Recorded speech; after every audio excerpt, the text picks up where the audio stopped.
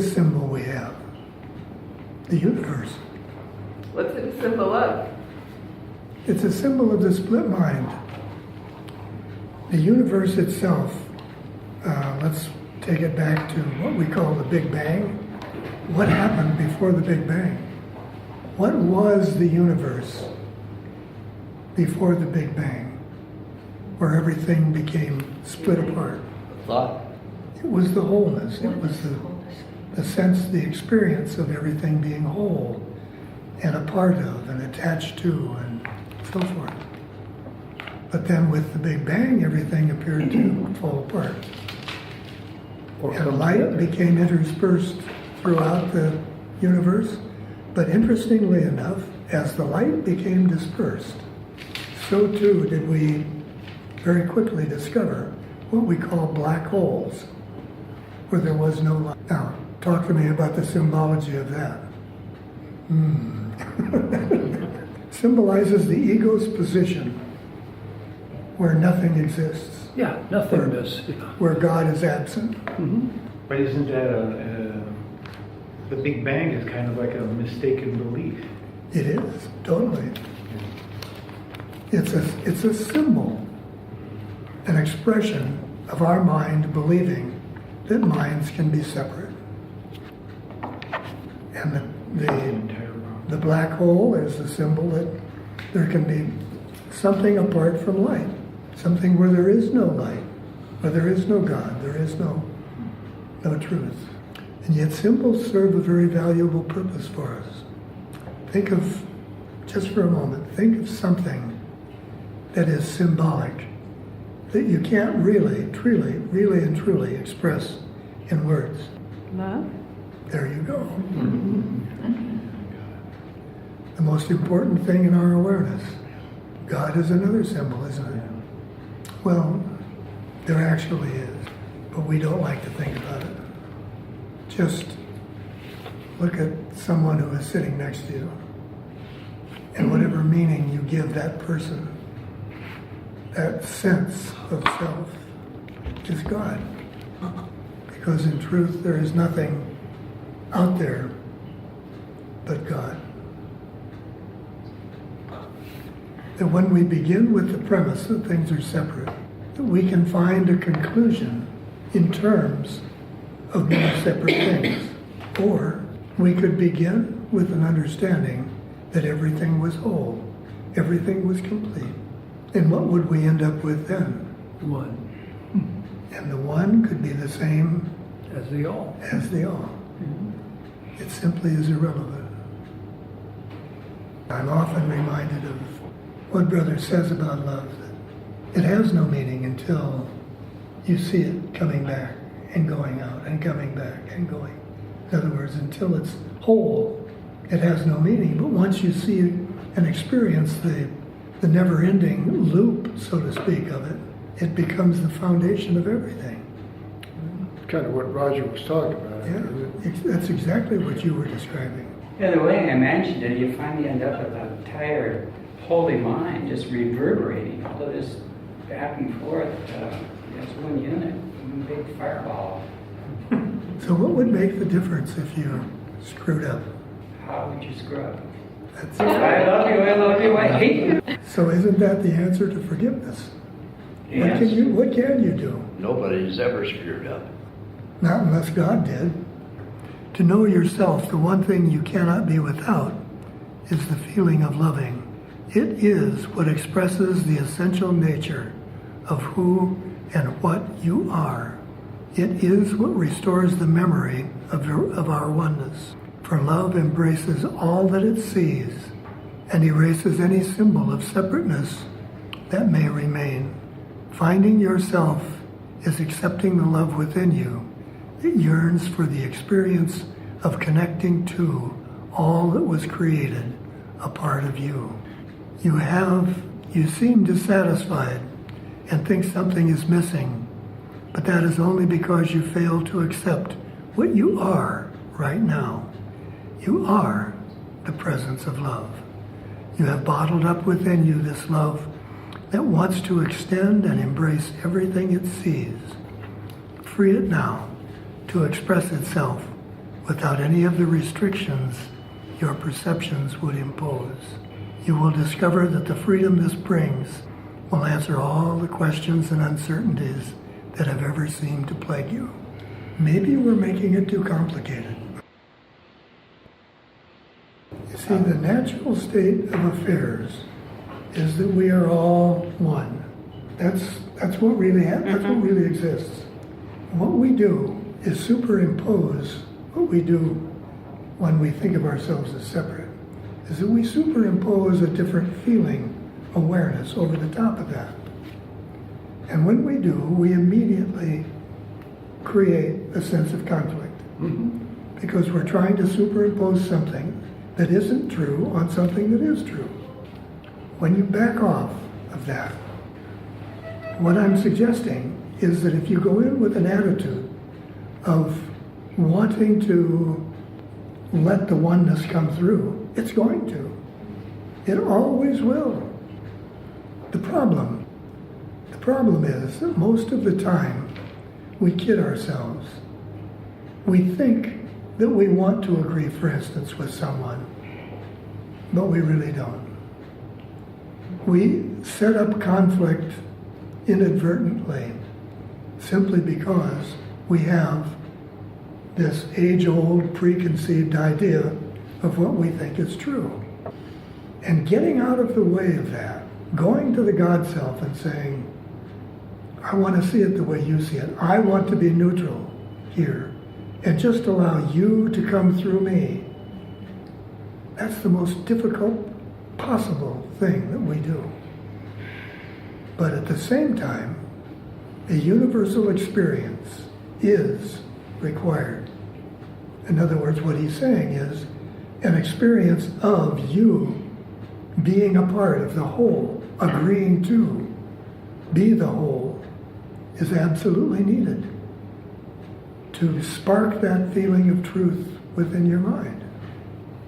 Otherwise, we'll simply go merrily along our way, disagreeing without ever really understanding that we are disagreeing, because we're responding to those old ideas that we have held for so long.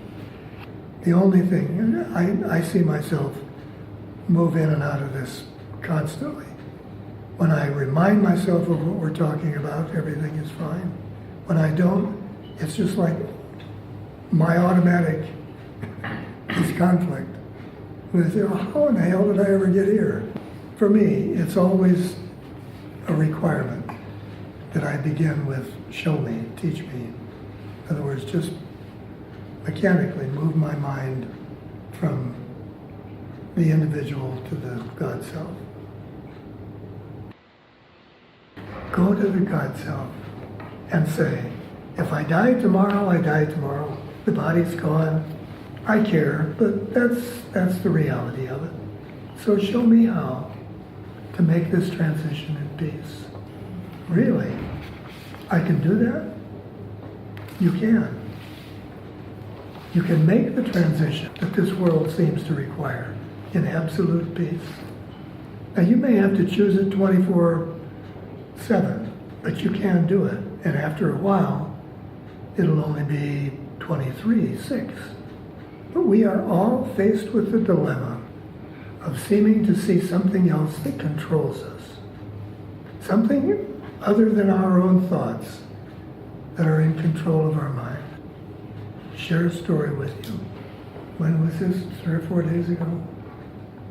I woke up, I go through periods of depression. I go through periods of being in a hole. That's what it feels like to me.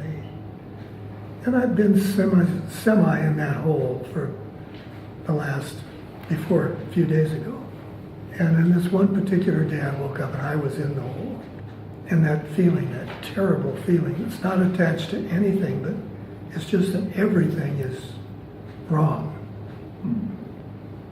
And then for the first time, and I can show you the lesson that we were on, but if you'll figure what the lessons were 4 or 5 days, 6 days ago, you'll know. The thought came to my mind. This is my thought. Do you still want this thought? No, I don't.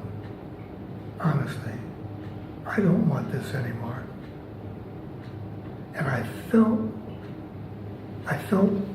the power of making a choice, myself, for me, with no other rationale required. I don't want this anymore. And in about a minute, it was gone. It literally was gone. I thought to myself, for 35 years, more, I've been studying, I've been hearing Brother's voice, I've been doing all this stuff. And I never experientially had come to the place where I made a choice. And it just came to be. As a very empowering feeling. Oh, I left something out, sorry. Right after I had that feeling of making the choice, the voice came through to me and said, "What do you want?" And I said, "I want God's gift. I want God's gift. That'll do." Forgiveness gives me everything I want, 122 today. But I'm curious as to how you respond from a very practical perspective, how you respond to the idea that forgiving actually will change your life. Is this something that, because we've been studying forgiveness and he talks forgiveness every other page or every other paragraph, that you just kind of take for granted? Or can you feel what impact, I mean literal impact, it can have upon your life? It's the same as projecting. It's a way for us to forget how the impact that it has on us. You see, the reason that this has to be so terribly important for all of us is that we are the only ones that we ever forgive.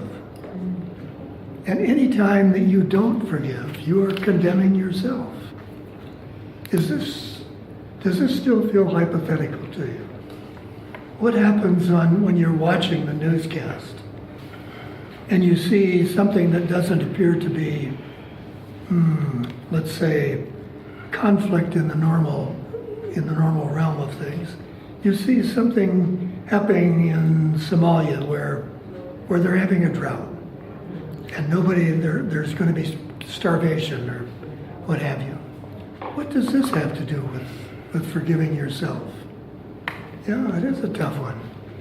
But until we come to learn how forgiveness affects our everyday life, we're not going to be able to use it. It's going to become more of a hypothetical situation. And we'll simply go along and say, yeah, I've got to do that someday. Somebody that does something to us, it's easier to recognize how to forgive and what forgiveness means. But for us to face or to see someone facing starvation and see all of the children and everything that they show in the news, and then say, wait a minute, what is there here for me to forgive? It's a little bit more confusing. So what is it? What is it that's there for us to forgive? If you feel a sense of sadness, is it any different than feeling a sense of anger? They're both the same. They are both exactly the same because the sadness and the anger draws you away from the reality of what the world is not. If the world is real, then all of that will affect us with good reason. But if it's not, then we're going to feel the angst. We're going to feel the anger. All of those feelings will come up in us. And it's very helpful for us to recognize exactly why that is happening. What's compassion, Tom? Compassion can mean one of two things. If you use compassion from the ego's perspective, it's a way to deny the truth. If you use compassion as it's seen by the God self, it brings you a sense of reminding you of what is true. I recall many, many years ago, brother saying to someone, there is no reason for compassion in the mind of God, because there is nothing there that is opposite to love or peace or joy, whatever. But in the mind of the God self, the Holy Spirit, the notion of compassion can be very, very important, because it can teach you the difference between what is real and what's not. When you take it to the God self, Right. you ask what to do. What is the most loving response for me in this moment to make? Unless I ask more deeply, it's just to hold that experience in a place of love, because there might not be anything else to do. But even as you say that, there might not be anything else to do. Doesn't that denigrate it a little bit? If we saw ourselves as spirit, if we knew that our every thought went everywhere in the entirety of mind, what could we do that would be more valuable than loving? To recognize the real value of that, rather than almost putting it aside and saying, well, I can't do anything else, I guess I can love. No, that should always be our priority. If you ended up sending $1 million to solve the hunger, the first response needs to be one of loving. Okay. I'm just encouraging you to even feel more assurance that desire to go to a loving response, a feeling of love as a response, is very valuable. Yeah. When I do, or when you do, respond in love, from a practical perspective, how does that help someone who is hungry? I don't think we know physically how it does. But we do. That's exactly what we're being taught. That the world becomes an experience of how we're seeing the internal self.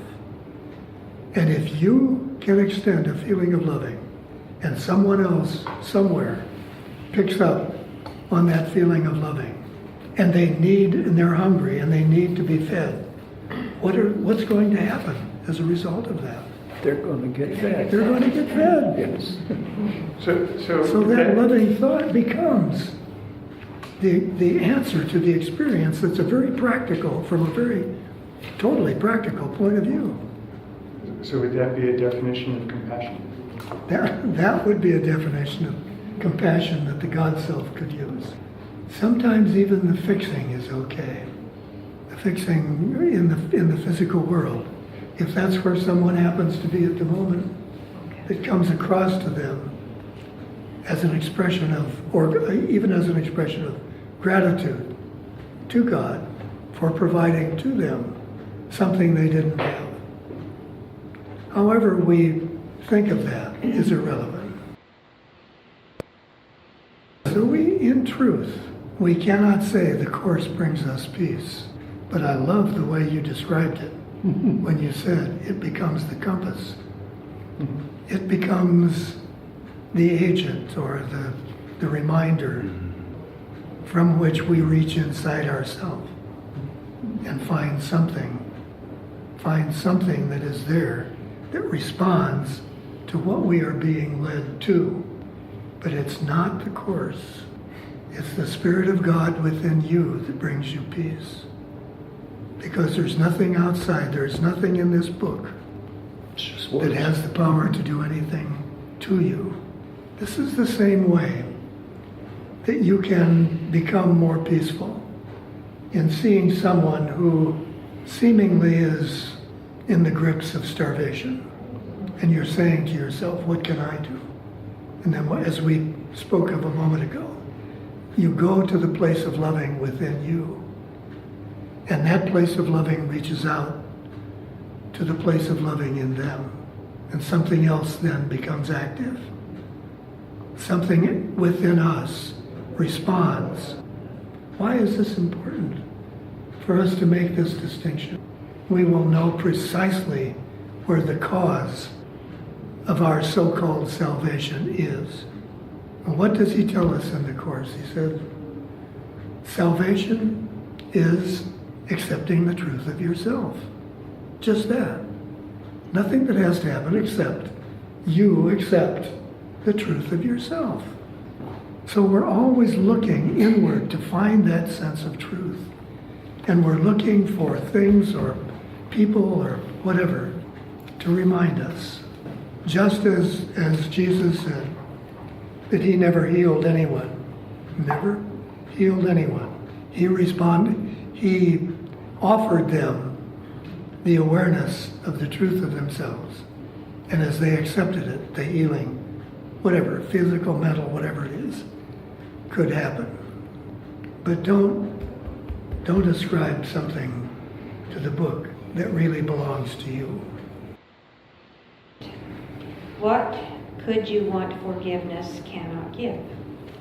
Do you want peace? Forgiveness offers it. Do you want happiness?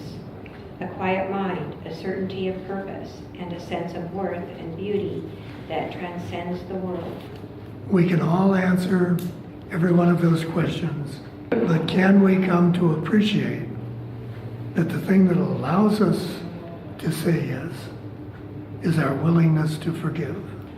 The mind could never accept any of these things if it were in conflict, if it were challenged by something that it didn't think was true about itself. Then we may as well forget it. Only with forgiveness are we open to receiving that. How would we forgive A Course in Miracles? That it's not the Course that's doing something to you. Recognizing the truth of it is what changes our misperception. And the truth is that this book is here because we have asked for a guide, a compass to our truth. When you first read that today, by him saying that God wills that for you today, not when you've learned a little bit more or finished the Course, but today, how many more todays will we need? How would today change if we were all to have accepted salvation? Let's just speculate for a moment. I know that it's an ego speculation, but let's speculate for just a moment. How would we change? What would the world look like when two or more decide that it will be so, it will be so? In other words, if we could all just say, okay, let's do that. Let's just come to an agreement, all of us. I'm in. Then let's ask to see what happens as a result of that. We don't have to ask. We will see what will happen as a result of that. There is that place in us, isn't there? There is that place in us that's being awakened right now. I'm proposing this because I know that for myself, I, for a long time, had the tendency to believe that I would awaken someday. But 17 years ago, I remember thinking the same thing. Someday. Why not today? Is there a little something right now, though, that's wanting to resist? Do you feel a little something that wants to resist? Wants to resist being awakened? Yeah. What is it? Fear. Enchantment with what we have created, what we have made, in conflict with what God created. Is there a feeling of loss of something we value? We would lose everything that we think we've made, Yeah.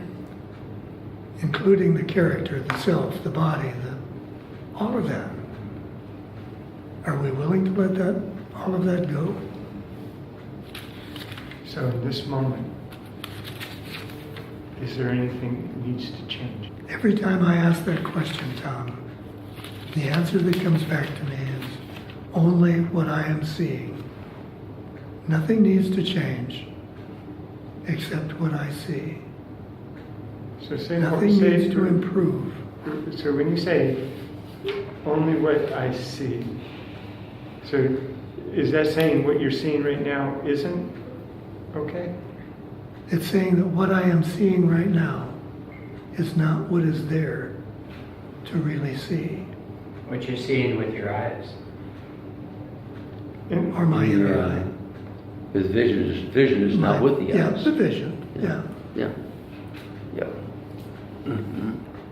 So, what, The other, just as a way to maybe further answer the question, the other morning when I was having a meditation about 3 lessons ago, when it was talking about seeing no one that couldn't be loved and watching, feeling your love circulate throughout creation, and I was going through that and naming people and then allowing just the feeling of others to arise in my mind.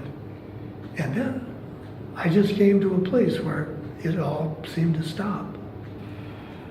The free flow there was no free flow of awareness going through my mind. And I said, what is it? What's happened?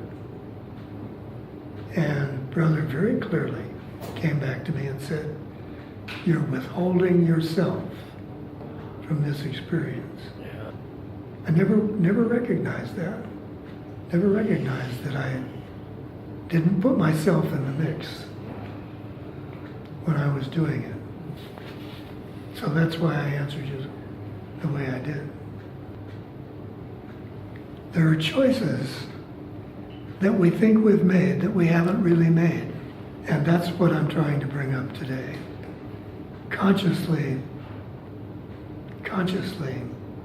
choosing and not allowing something by default to rule or have any part of my awareness. The only thing that's meaningful for me anymore is consciously choosing what is being talked about here in the lessons, consciously choosing to be aware of God's plan. But what we're just saying here is that that's what's making it difficult for us, because we have a plan. You know, look around at your life. It's not too hard to see what your plan is. But that's not God's plan. Yeah, the healed mind accepts God's plan. Try not to have an intention of what you're studying and surrendering and leaning into, what kind of an effect that would have on the consciousness. But just continue to ask what it's doing for you. Know with a certainty that it's doing all of the things that it needs to do, but also know that we are probably unaware of what that is. And so we let that be in the purview of the God self. I just do it because I've asked, and I hear brothers say, you know, hold this loving thought. So I hold the loving thought, but I have no real idea of what the effect is going to be, except that it will be seen and experienced as a loving thought. But from any other perspective, I try not to kind of dilute it by thinking I know what effect it's going to have on the consciousness. We are close indeed to the appointed ending of the dream. Who has appointed the ending of the dream? Who could appoint the ending of the dream except the dreamer? The Holy Spirit is there to show us that the dream is not. So it's only the dreamer who decides to end the dream. When you woke up this morning and you had a dream last night, were you aware that you were having a dream last night? Or did you just wake up? The only way to look at the world now is that it has no meaning except the meaning I've given it. One of the first lessons we have, nothing has any meaning except the meaning I give it. Can I give And it that that's- meaning? You will. You give everything the meaning that you give yourself. So as soon as you are seeing yourself as the holy child of God, then that's what the world becomes. The world becomes heaven. That's why it's so terribly important that we prepare our minds to allow it to happen. What are our creations? I think, Brian, that the thing that makes that so difficult for us to try to relate to is that we are we are approaching it from the standpoint of being individual, being separate. And we think to ourselves, my gosh, I don't feel much like a creator. The point is that if you looked at it from the perspective of everything being joined, everything being an integral part of a single whole that we call creation, then whatever springs from that creation comes from that whole of which everything is a part. So now we can see ourselves as creators without mistaking that it's we who are doing the creating. It is the whole that simply extends itself, and we are part of the whole. Are you calling, would that be only the loving whole? Or Well, once the whole becomes whole, loving is what describes it as. The symbolism is that we create our experience within the dream. But it's also true that as an ego, that there is only one ego, as there is only one God. And so we are all part of that ego consciousness. So while we are seemingly creating our own dream within a dream, we are also a part of the ego, the larger ego dream. The whole can never stop being whole. That's the whole point. That is one of the ways that the ego has of distorting the entire issue. There are not more and more minds joining. There has never been a mind that is separate from the whole mind. That can't happen. We are experiencing a dream, a story, around an idea that it is possible.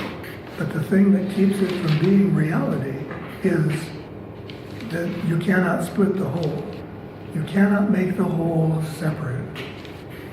It's not as though we did something and we're trying to repair the damage. We're trying to come to the realization that what we think we did has not occurred.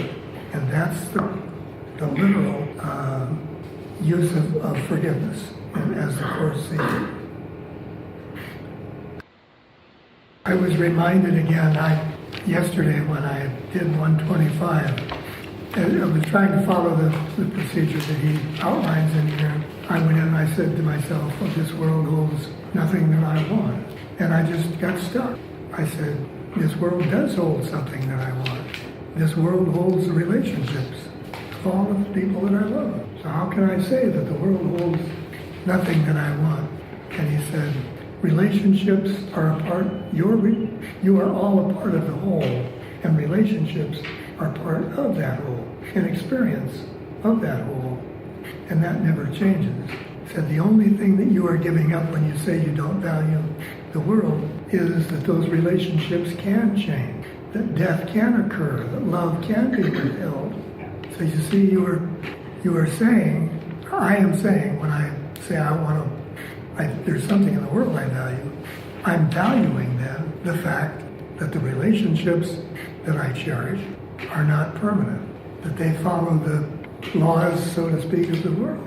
And of course, that's not the case. The relationships remain because that's simply the way, that's an experience of something being whole that can't be changed. In this world, we call it relationship.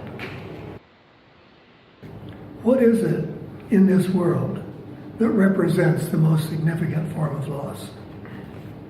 Physical death. body. The body. What? The body. Oh, yeah. The body is the one thing that proves to us that loss is possible. Because the body dies. What happens when you come up against that? When you take a look at, well then, okay, that should make it easier for me to just lay the body aside. So what we have to take a look at is not this thing of the fear of losing the body, but the fear of losing what the body represents. What the body represents to us is the symbol of separateness. And so to let go of the idea of letting the body easily slip away, we are saying, I am ready to be joined. Literally, I am now at a point where I am willing and ready to experience the oneness. And that's where our real fear, why should our fear be so centrally located in an idea called the body, in an idea called separation? Well, he tells us it's very simply because being at one with God, we would have to pay for our crimes. It's that old standing in front of the gates. The sin, yeah, right. Saying, are you know, oh my goodness. Yeah. We've never gotten over that? No, we haven't. So there we are, back at the point of forgiveness, back at the point of needing to reconcile our belief that sin is real. So what we're really talking about is self-forgiveness now, totally. That's the only kind of forgiveness there is, John. Yeah, really. It's we never forgive anyone else because literally we don't even see anyone else. We see them reflected through the mirror of ourselves. That's all.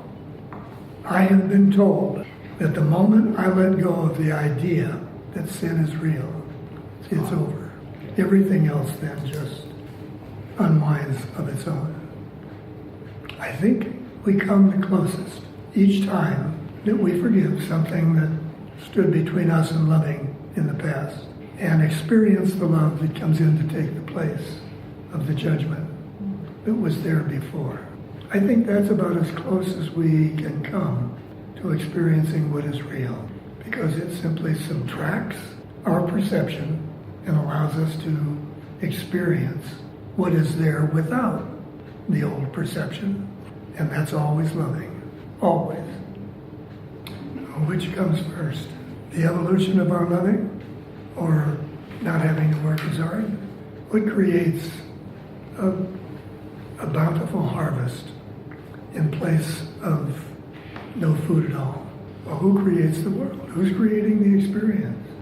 We're all holding an image in our mind of who we think we are, and we create a world to support that image. So the fact that we don't have the headaches, the turmoils that our parents had, is because we have evolved. We have become more loving. Sometimes that's hard to see when you look at the world, isn't it? But a beautiful recognition for us all to remember. In the beginning of the course, the brother says you have chosen to be a teacher of God. He doesn't say when you have read the course, you will become a teacher of God. You have just chosen to recognize your role, and how can we be less?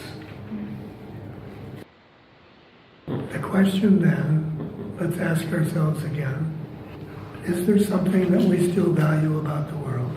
In other words, to rephrase it, is there something about our perception that we are unwilling to let go? You let go of the limitation of them. What is the world? It's a state of mind. It's a state of mind based upon a belief that sin is real, that separation is true, and that there's something wrong with us. So is there anything about that perception that you would want to retain? Because that's what the world represents. That's all the world is. Sure. What is the second part of that? Which the next lesson is, beyond this world, there is another world that I do want. And what is that world? That's a world where there are no restrictions, no limitation. So which world are we bound to be stuck in? You see, we're all going to choose the same thing. You understand that? Not just those of us sitting in this room. We are the ego consciousness, and we will choose as one. There will be one so-called awakening. As long as the idea of sin exists anywhere in the mind, we'll all be struggling with it. in one degree or another. So we will all make the choice to let it go or to keep it. What is that one way we can be assured of making that choice? The choice to be free. What is the one way? Abandoning our choice to God. God's plan for us is the one to choose. Yeah. How do you feel about letting go of everything you have ever thought was true and opening your mind to something entirely different? I had an experience of that just yesterday, as a matter of fact. Lesson 135 is one of my favorites. For the passage that I'm sure you're all aware of. And so when I took that passage into my meditation, it shocked me, actually, to see that I was resisting it. What could you not accept if you but knew that everything, all events, all happening, everything? And I found myself saying, well, what would that be like? So I had to ask myself, would I let go today? Have you ever asked yourself that question? Am I willing to let it all go today? The answer obviously is no. Well, maybe a few of us have. Not everybody is here today. I didn't have an answer, but I wrote down the question. The questions are important, Eddie. They're very important, as he tells us in today's lesson. It's very important to know the things that are holding you back. What could we do to help one another? What would be the biggest thing that somebody could do for you to help you have, well, I'm going to presume that what we're talking about here is the faith or the trust in God creating or having a plan for all of us that would make us happier than our own plans. There wouldn't be any sacrifice, there wouldn't be any sense of loss or whatever. We would just find ourselves slipping into that, we have many names for it, nirvana, heaven. What could somebody do for you, Denny, that would best help you make that choice? The only thing that comes up for me is just acceptance. Accept it for themselves? Is that what you're saying? Accept me as I am. Do you? No, obviously not. Yeah. But I'm working on Do you do that for others? it. Working on Okay, forgive me it. for Sometimes, yeah. for honing in. Sure. But it's not just you, it's not just Sure, me. yeah. We're- I'm not taking it personally. Good. Don't worry. Good. Well, Whatever it is, if I have any opinion or judgment about myself, then that gets in the way. So, yeah. that's such a tricky thing, Denny. Such a tricky thing, because you're saying that, and I'm sitting here thinking to myself, but I do accept him exactly the way he is. I don't expect you to change or do anything. The only thing I expect is that I will love you. But from your perspective, I don't have any expectations about you. So is there something else we're missing in there? Let's remind ourselves that the only thing that in truth that surrounds us is the consciousness. There is nothing physical that helps or hinders us. The only thing that we're in touch with that has any impact on us is the consciousness. As we're talking here, I've got another conversation going on in the back of my mind, and it's sometimes kind of hard for me to pay attention to both. Just said what I did so you'd all stop talking, and I would listen and be able to hear. And he's saying to me, he says, how do you see me? And I know he knows how I see him. And he says, what's the difference between the way you see me and the way you see Denny? And that pretty much answers it right there. Just what we were saying. Because I see him being complete. And I'm seeing Denny not as the character, but there's still something that seems to confirm a separateness when I see your body sitting here with my body, which I don't have when I don't have the distraction of his body. Yeah, and he says, now we are one. So we have our answer. And Tom, is it that we see the wholeness in others from our own wholeness? I mean, we have to see it, our own wholeness as well, through... The answer to that, the only answer I know, is to do it in the presence and with the aid of the God Self. That's because there you are beginning the vision with the vision of wholeness. Do you talk to the God Self enough? Any of you feel like you do? How do I look outwardly and see something different than what is there, when in truth there is nothing there? And that's our frustration. That's why we never seem to be able to do what we're trying to do, which is to save the world.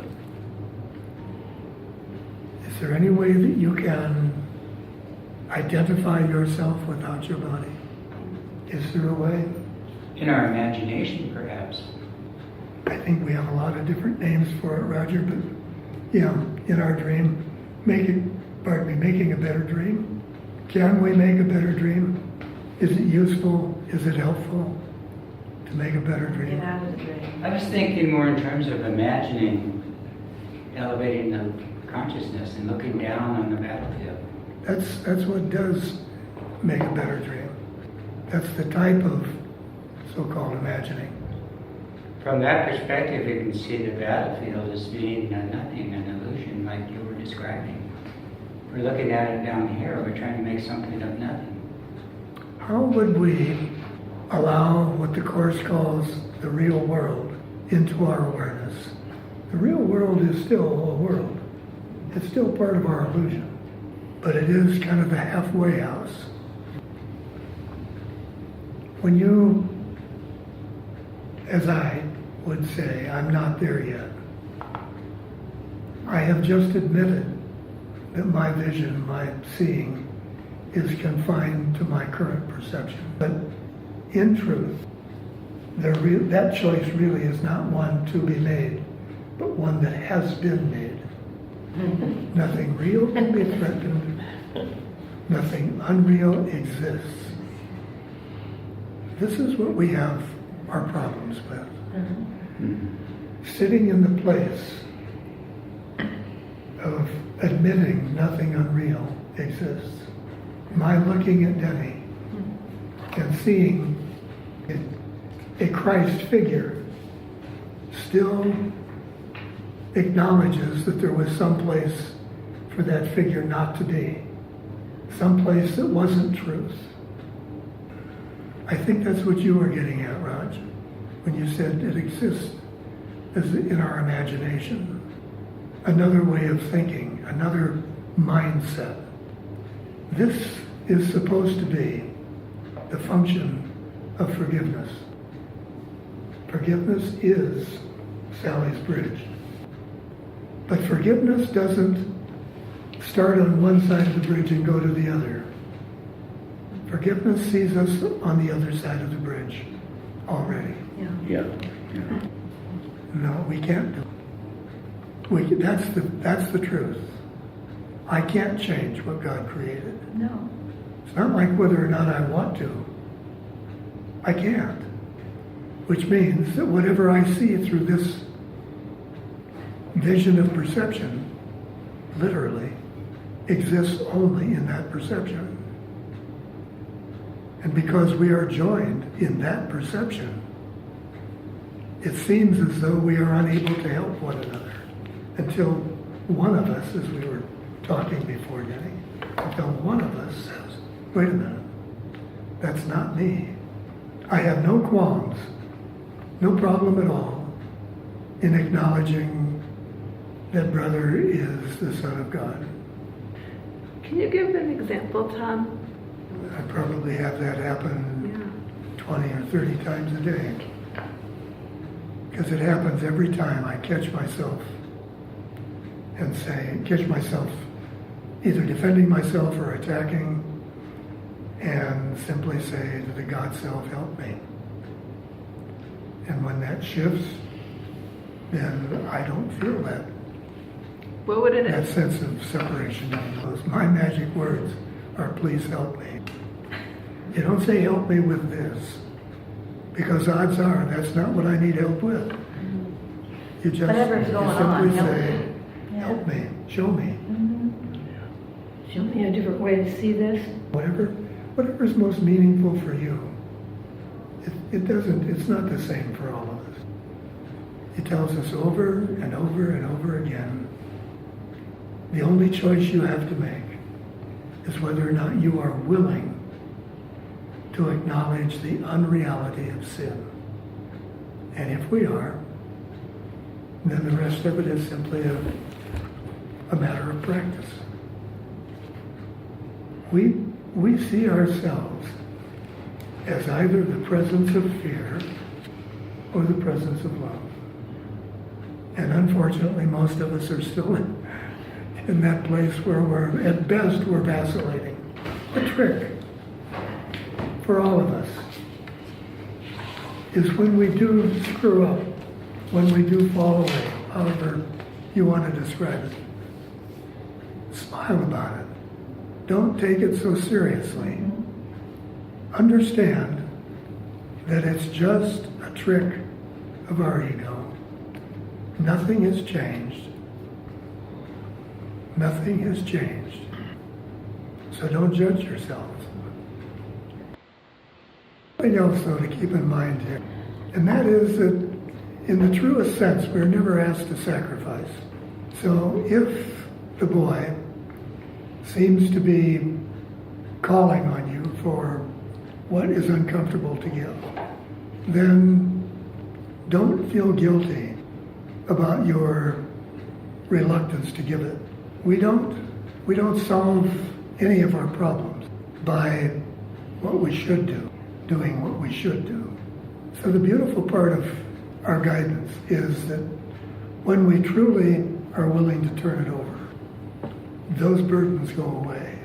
Because my saying this morning, I am willing, really willing to have God's plan, I got myself out of the way.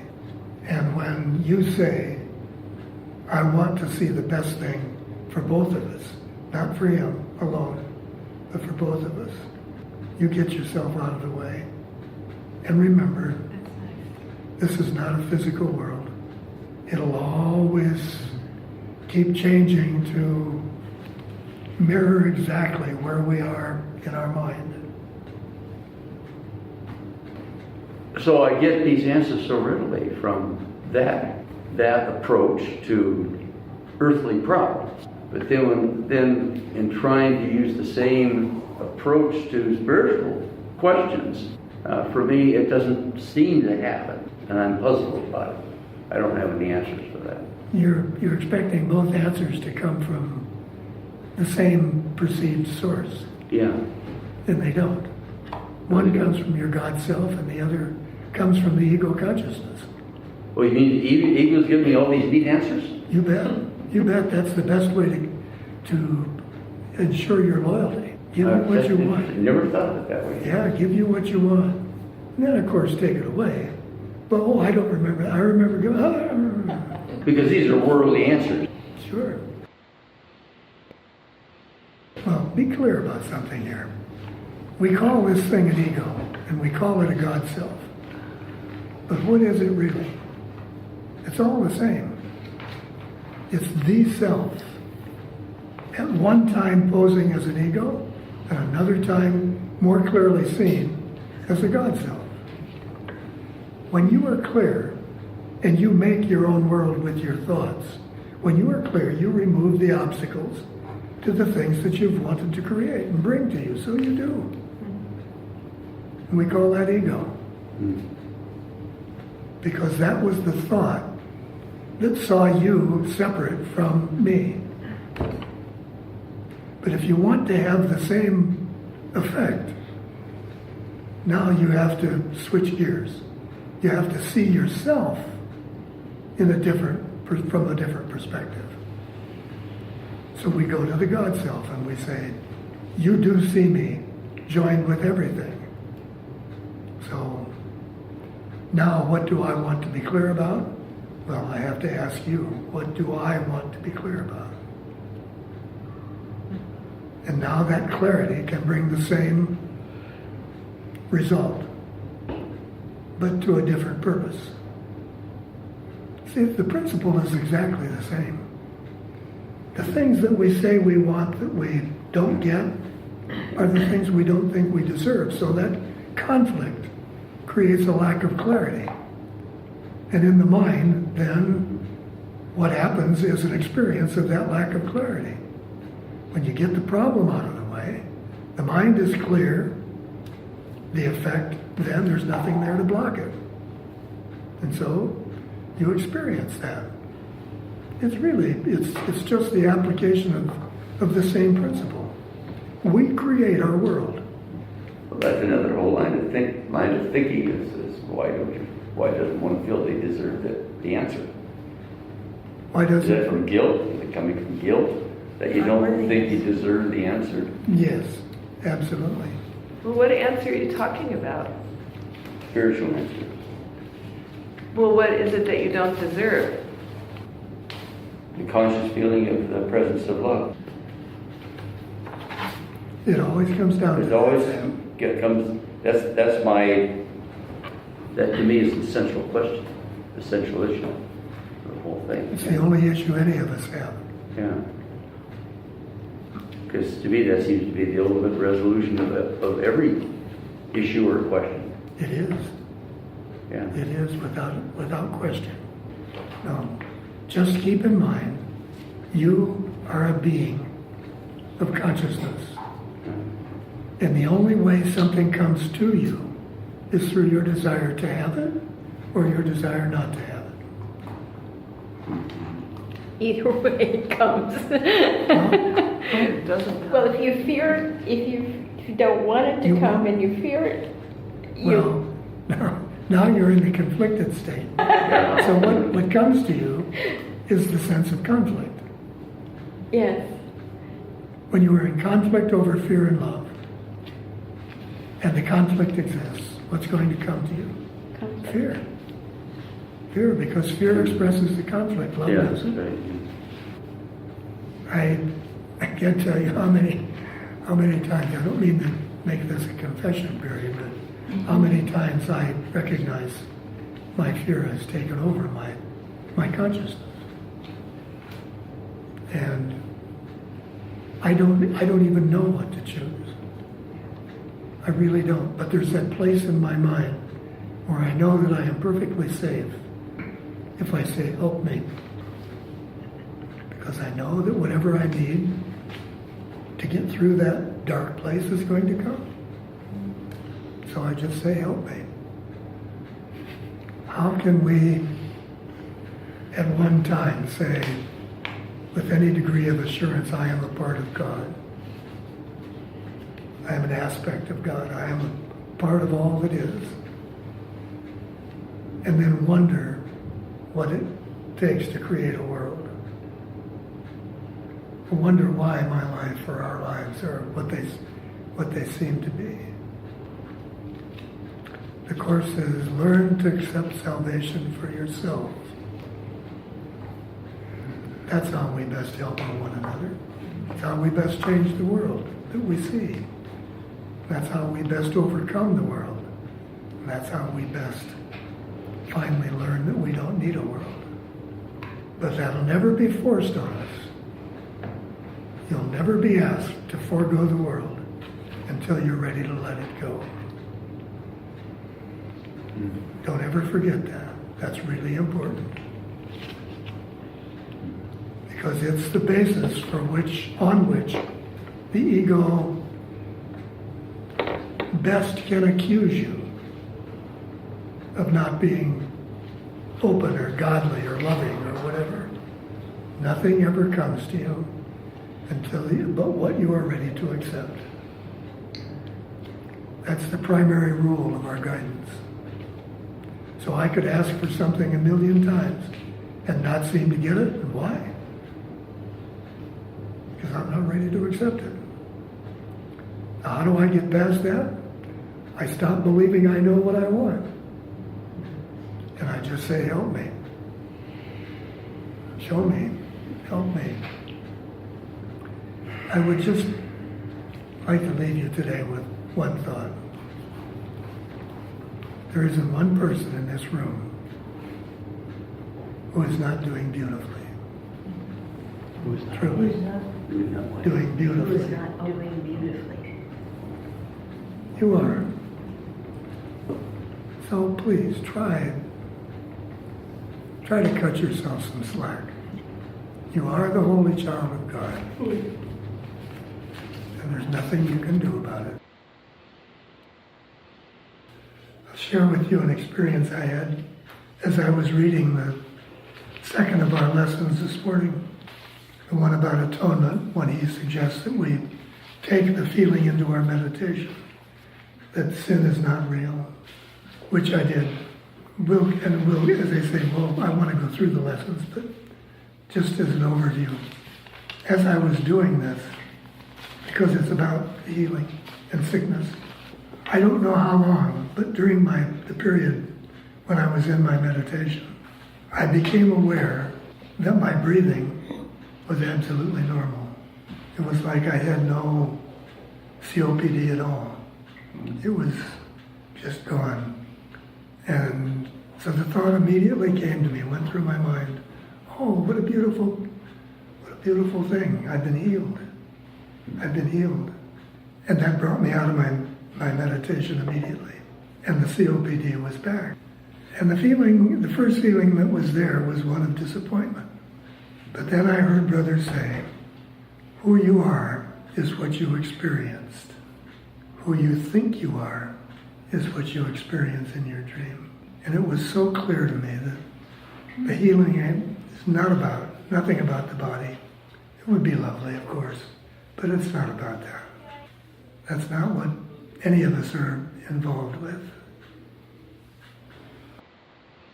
I was thinking about that the other morning, and I thought, ever since I've been a kid, the idea of loving yourself has been the epitome of being self-centered, or you'd never want to.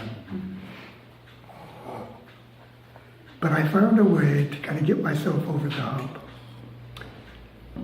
I can be in total admiration and appreciation that God created everything in his own loving image. And then just to realize that includes me. And that began to help me kind of ease into the feeling of loving myself. I was thinking about that the other morning, and I thought, ever since I've been a kid, the idea of loving yourself has been the epitome of being self-centered. But I found a way to kind of get myself over the hump. I can be in total admiration and appreciation that God created everything in his own loving image. And then just to realize that includes me. And that began to help me kind of ease into the feeling of loving myself. There have been studies of people who have multiple personalities, and having a sickness related to one personality, and when the personality changes, the sickness changes. But the idea is that there is a sickness. And it's only when the mind heals itself of needing to have this separate idea about itself that the healing is complete in the mind, and then the body can mirror that. Remind myself that my mind is the only power. There is nothing else. I used to do that a lot, substitute words. And one day, Brother said to me, you might want to rethink this. The words that you're leaving out are the ones that you need to be most conscious of. So for whatever that's worth, I'll offer it to you as well. What does that say to you? It said to me that there was no accident that he used the words that he uses in here. and that I should pay attention to those. So, Tom, as you were saying, there's nothing but the Christ. How does that translate to everyone that we see that we don't know? I mean, just everyone that exists. Turn on the TV and there pops up an image, and who is that? What is that? Where is that? Literally, where is that image coming from? I think it's totally a felt sense. Yeah. I think that's where he means. When he speaks of us moving into a new dimension, so to speak, I think that's what he means by that. Yeah. So let's carry that a step further. Knowing, as we are taught, that what we see is the manifestation of what our thoughts are, that support the validity of our thoughts. And let's presume that we were able to go to the God Self and consistently rely upon the vision of it that the God Self holds for us. What would that do to the world? Not theoretically, but what would that do to the world that we would see? Now, let me ask that in conjunction with another question, which is somewhat the same question. Would that be okay with you? It is. What I'm saying, Tom, is that here we are as we come together for how many years to study and try to make a transition in our own thinking to allow that Christ to be seen by us, held by us, accepted by us to be our own true self. All of this seems to be going on, and yet we're holding these thoughts in a very abstract, nebulous way. And underneath all of that, we're still trying to decide if that's what we want. So, until we consciously make a decision that it is what we want, then it's going to continue to be in this rather abstract vein for us. And it won't come into clear focus. That too is what he's trying to tell us in this lesson. But will you make that leap in faith while you are still trying to decide if it's what you want? Which comes first? The wanting. Oh. The wanting. The wanting. The willingness. Obviously. What? Yeah. Has to be the first thing that comes. How then? And this is the payoff question. How then do we learn whether or not it is what we want? What about forgiveness? Sin and forgiveness, sin and guilt and forgiveness are all part of the same thought. What we're trying to do is come to the awareness that the ego's judgment that we don't need the body is perfectly acceptable if that's all the farther we go with it. Because that doesn't really approach or put us in touch with why the body is important to us. We could all let the body go. I mean, we're pretty smart, actually. We could say the body doesn't play any part in what I'm doing. All of my feelings and my experience, they're all a process of my mind giving meaning to my thoughts. We're smart enough to recognize that. But to take the next step and say, but wait a minute. That would mean that I have to be perfectly defenseless to God. Why? That still wants to reach out there and grab us. And you see, this is where the use of forgiveness really becomes important. Because if what we're trying to decide is whether or not sin is real, every time I try to forgive someone, Donald Trump, Saddam Hussein, I mean, you name a million names. But to me, every time I try to forget somebody that I have made sinful, that I have said has done the wrong thing, where am I? with needing to keep my distance from God. You're caught up in the story. Totally caught up in the story. Exactly. So how many of us can go through our day and literally forgive every single thing we see, everything that comes to our plate, and say, this isn't real, and I don't need to be concerned with this. Why? It's not the thought of God. It's not real. And therefore, I am unaffected. If we consciously give it that purpose, that is exactly what will happen. You know, it occurred to me when you were talking about forgiving Saddam Hussein that we're leaving out something if we don't, at the same time, take the next step and forgive ourselves for making the For mistake. making that assumption, yeah. Let's be perfectly clear about something.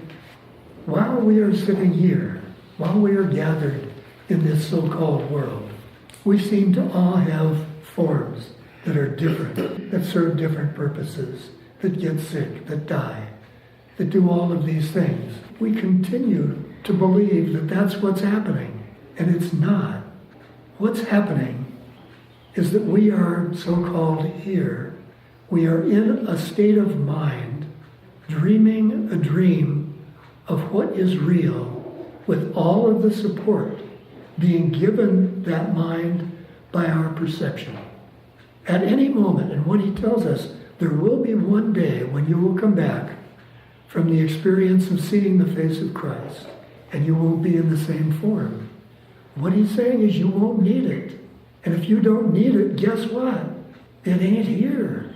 We are experiencing our thoughts. And when the thoughts change, everything changes with it. Do you believe that certain people are brought to you for certain purposes? I believe that everybody that I come in contact with is for a particular purpose. I had a young man call that I haven't spoken to in probably a couple of years. But for many years, we were in at least weekly and sometimes 2-3 times a week conversations because of the problems that he was having. I am sitting kind of gathering myself for the meeting, asking brother if there's something that he wants me to be aware of, to bring up, to go through that, which is what I usually do. And part of what was coming up for me was, I don't know. I don't really have any proof of whether or not any of this is doing any good. What am I doing? Am I really? And I have been down that path 100,000 times, and it still seems like there's some path of that to go down, whatever reason. And the phone rings, and it's this young man. And he said, I just wanted to call you because, he said, I don't want to be morbid, but I know that one of these days I'm going to call and your body's not going to be there. And I just wanted you to know that you have planted some seeds in me which have set me free. Just when I'm sitting there going through that whole nonsense, tell me how many accidental contacts we make. Always so encouraged when he tells us, you can step for a moment out of time. You can step into eternity. Well, wait a minute, you've forgotten again. The world isn't happening to you. It's there to support your belief, that's all. It's happening for you. To support your belief. That's the only purpose it has. So what will happen when my belief is that I want to be nothing but loving? What will happen to my world then? Belief in the need for separation is so much more powerful than we give it credit for. We have created worlds and universes around that one single thought. Just wanting to come back and help heal this dream. Is that largely or partly why we are here? Yes, it's the idea the Course refers to as salvation. It's our belief that there's something we need to be saved from. That's the purpose for forgiveness, to teach us, with each person that we make those judgments, project those self-judgments onto, to finally discover that they were worthless. There was no reason. no purpose served in forgiving somebody for a thought that went through our mind that had no other power than the power we gave it. Nothing really happened. That's still the part that we struggle with. Even as we're having this conversation, we're trying to make something out of nothing. Our belief is so blankety-blank strong that we must find some justification for it. And so the world, look at what we do in the world. Look at how many opportunities we have. How many opportunities do you have throughout your day until you manufacture them? How many opportunities do you have to simply recognize that you're a loving being? Probably not quite as many as you have to recognize there's something wrong with you. That belief is just powerfully strong. But we do know it. And if we follow the process that he's talking about here, we will remember. We will let go of our need to prosecute ourselves. And we do that a little bit at a time. Each time we let go of the need to judge someone else, we free ourselves a little bit. And most of us have been doing it for a long time now. Long time. And as he says, we're now approaching the point where we're ready. We're ready to honestly step back and say, you know, God, maybe I didn't do to you what I thought I did.